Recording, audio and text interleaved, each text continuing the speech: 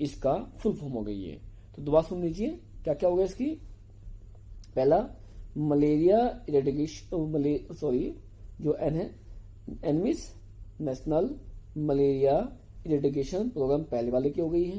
दूसरे वाले का मलेरिया इरेडिकेशन स्कीम। बस अंतर कितना है, देखो एमई तो दोनों में है। देखो बेटा जो आपका एमई है ना, क्या है एमई, इसमें भी है और इसमें भी है, दोनों का मीन्स एक है कि मलेरिया इरेडिकेशन। ठीक, पी मिस यहाँ क्या हो गया प्रोग्राम, और यहाँ एस मिस हो गया स्कीम। तो बस इतना अंतर रहेगा इन दोनों में। बस यहाँ पे क्या था एन लगाया था, एन मिस होगा नेशनल। ठीक है, ये दोनों वर्डों का यहाँ पर भी और यहाँ पर भी दोनों का सेम मीनिंग है, कोई अलग नहीं है। यहाँ हमने प्रोग्राम लगा दिया, यहाँ हम लगा दी स्कीम लगा दी बेटे। ठीक है, तो ध्यान रखना है ये दोनों प्रोग्राम हमारे ऐसे चलाए जाते थे पहले, जिससे कि हम जो पब्लिक है पब्लिक को मलेरिया से बचा सके, या ये कहे कि इस तरह की कोई बीमारी उनमें ना फैले जिससे कि वे इफेक्टिव हो। क्लियर। तो इसलिए क्या किया गया, गवर्नमेंट सरकार ने इन दो प्रोग्राम को चलाया था। कौन कौन से, NMEP और MES चलाया था। ओके, ये ध्यान रखना बेटा, बोर्ड के लिए बहुत में नहीं है, क्योंकि पूछ जाता कई बार पूछ लेता कि ये बताइए कि जो एडिक्शन प्रोग्राम है या मलेरिया से बचने के लिए कौन कौन से प्रोग्राम चलाए गए थे, उनके नाम लिखिए और फुल फॉर्म भी। तो कौन से होंगे आपके ये दो प्रोग्राम थे जो मलेरिया से बचने के लिए चलाए गए थे। ओके, कुछ पूछना बेटा तक का, जल्दी बोलिए, कुछ पूछना है।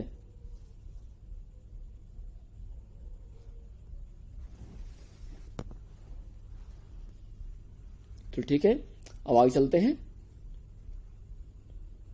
देखिए बेटा अगला टॉपिक हमारे पास बेटे ध्यान रखना है। अगला टॉपिक क्या है हमारा, जब बीमारी से बचने की बात कर रहे हैं हम लोग कर रहे हैं, तो उसमें होगा बीमारी से बचाने के लिए सबसे मेन हमारे पास होते हैं इम्यूनिटी होती है। क्या होती है बेटा, इम्यूनिटी होती है, ध्यान रखना है। अब इम्यूनिटी क्या है, अकॉर्डिंग टू देयर वर्क, यानी कार्यों के अनुसार जो इम्यूनिटी मीन्स होगी प्रतिरक्षी क्षमता। इम्यूनिटी मीन्स क्या हो गई है, प्रतिरक्षी अक्षमता हो गई है। और जो प्रतिरक्षी अक्षमता बेटे ध्यान रखना है, वो हमारी दो तरह की होती है, एक को कहते हैं एक्टिव और दूसरी कहते हैं पैसिव कहते हैं। यदि कभी पूछा जाए कि इम्यूनिटी के कितने टाइप की होती हैं, और बताना होगा कितनी होती है, दो टाइप की होती है। कौन कौन सी होती है, एक होती है एक्टिव, दूसरी होती है पैसिव इम्यूनिटी। ओके बेटा, अब देखो यदि हम बातें करें कि जो एक्टिव इम्यूनिटी है वो क्या होती है, देखिए एक्टिव इम्यूनिटी वह है जिसमें कि हमारी बॉडी में, जो हमारी बॉडी कह लो, बीमारी के शरीर में आते ही अपने आप कार्य करना शुरू कर देगी। ऐसे कहते हैं जब कोई भी बीमारी हमारे शरीर में जाती है ना, तो क्या करते हैं वो अपने आप जो एंटीबॉडी है, यानी बीमारी से लड़ने की जो अक्षमता है, कैपेबिलिटी, वो तुरंत बना देती है। देखो भाई आप लोग हैं, बीमारी तो हमारे शरीर में हमेशा जाती है, बैक्टीरिया वाइज जाते रहेंगे शरीर के अंदर, हमेशा जाते हैं, जब भी खाना खाते हैं, पानी पीते हैं, कुछ भी है बोलते हैं। लेकिन जब तक हमारे शरीर की अक्षमता है बीमारी से लड़ने की, तब तक ध्यान रखना बेटे कोई बीमारी हमें नहीं होगी। लेकिन जब हमारे शरीर की अक्षमता क्या है भाई, शरीर में मिलने वाली जो एंटीबॉडी है वो ना बने, जब बनेगी नहीं तो क्या बेटा, बीमारी शरीर में ग्रोथ करेगी, और जब ग्रोथ करेगी क्या बेटा, इससे हमारे शरीर का बीमार हो जाते हैं। क्लियर। तो ध्यान रखो बेटा पास में कि जो भाई एंटीबॉडी आपके पास जो इम्यूनिटी है आपकी कौन सी है बेटा, एक्टिव इम्यूनिटी, जिसे कि हम सक्रिय इम्यूनिटी कहते हैं। यह हमारे शरीर की पहले से ही अक्षमता है, ठीक बेटा, कि जब भी कोई बीमारी शरीर में आएगी तो हमारा शरीर अपने आप उस बीमारी के लिए कार्य करना शुरू कर देगा। That's clear. अब देखो दूसरा पॉइंट कि जो ये इम्यूनिटी है ये तब बनती है जब हमारे शरीर के अंदर क्या बेटा इन्फेक्शन बनता है, या कोई बीमारी चली गई तब होगा, या वैक्सीन को इंजेक्शन लेते तब हमारा शरीर क्या करता है, अपना काम करना स्टार्ट कर देता है। एक और ध्यान रखना दूसरी पॉइंट, ये क्या है, ये इम्यूनिटी आपके पास में वो है कौन सी,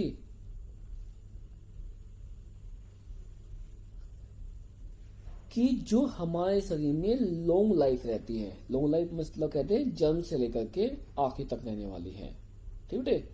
ये कारण होता है कि बीमारी देखो बहुत होती है, लेकिन हमारे शरीर हमेशा बीमार नहीं होता। क्यों, क्योंकि हमारे शरीर की अक्षमता है, कैपेबिलिटी है, एबिलिटी, कि वो अपने आप ही बीमारी से बचा लेगी हमें। यदि ये ना हो बेटे, यदि ये ना हो तो क्या होगा, हम तो हमेशा बीमार रहेंगे।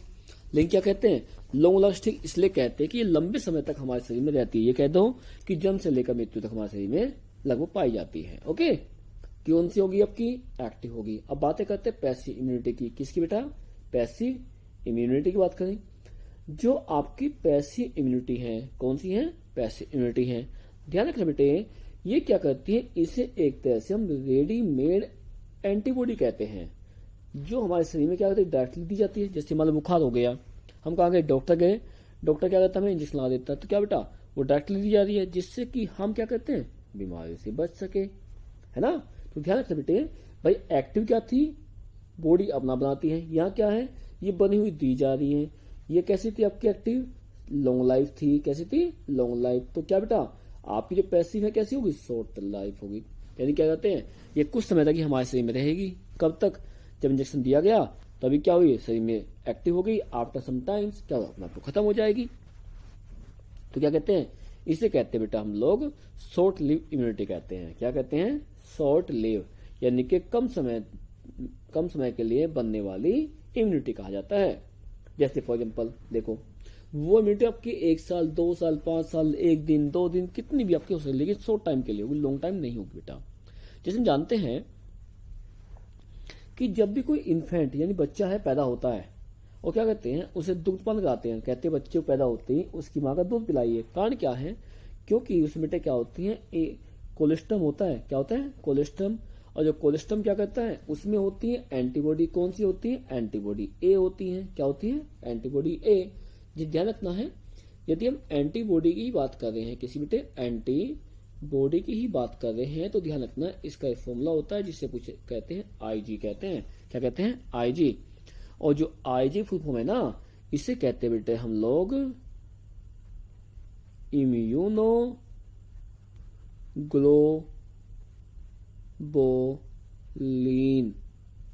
क्या कहते हैं, इम्यूनोग्लोबुलिन। कहीं पूछा गया कि जो एंटीबॉडी है उसका जो फॉर्मूला है आईजी, आईजी की फुल फॉर्म क्या होती है, इसे कहते हैं इम्यूनोग्लोबुलिन। क्या कहते हैं, इम्यूनोग्लोबुलिन इसे कहा जाता है। क्लियर बेटा, ओके। तो ध्यान इस चीज के लिए, जो बच्चे जो दूध पिलाते हैं, माँ का उसकी पहला दूध पिलाते हैं, तो उसमें क्या होता है बेटे, उसमें एक एंटीबॉडी होती है जिसका नाम है एंटीबॉडी ए है, जो कोलेस्ट्रॉल में पाई जाती है। अब ये एंटीबॉडी ए है, क्या होती क्या है, कि जो बीमारियां है ना, जो बीमारियां हैं उनसे बचाने का जो काम करती है आपके पास, वो एंटीबॉडी ए ही करती है। कौन करती है, एंटीबॉडी ए करेगी। इसी कारण से कहते हैं कि बच्चे जब पैदा हो तो उसे सबसे पहले माँ का दूध ही पिलाया जाए, जिससे कि उसकी बीमारी से लड़ने की जो अक्षमता है वो बनी रहे, यानी वो जल्दी से बीमार न हो पाए। और जिन बच्चों में ये नहीं होता बेटा, क्या होता है, वे बच्चे जल्दी बीमार हो जाते हैं। ओके, तो ध्यान रखना इस चीज के लिए बेटे, ये सबसे मेन होता है। कि पूछा गया कि बीमारी से लड़ने के लिए कौन सी एंटीबॉडी होती है, कौन सी होती है आपकी, एंटीबॉडी ए होती है। कौन सी होती है, एंटीबॉडी ए है। क्लियर।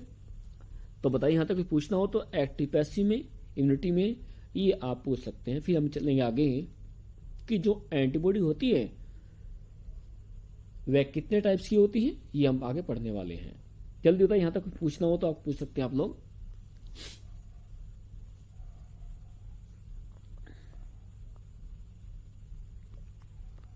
किसी को कुछ पूछना बेटा,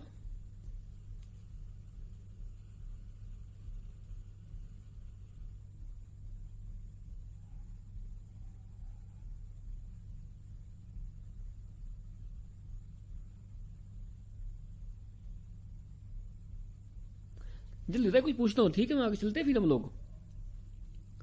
चलो ठीक है, तो आगे चलते हैं। अब ध्यान सुनिए बेटा, आगे टॉपिक है, देखो आगे टॉपिक हमारा वही है जो हमने स्टार्ट किया था, वैक्सीनेशन एंड इम्यूनाइजेशन।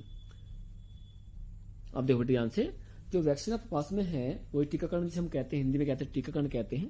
तो ध्यान रखें बेटे, जो हमारा वैक्सीनेशन होगा यह क्या करता है, जो हमारी इम्यून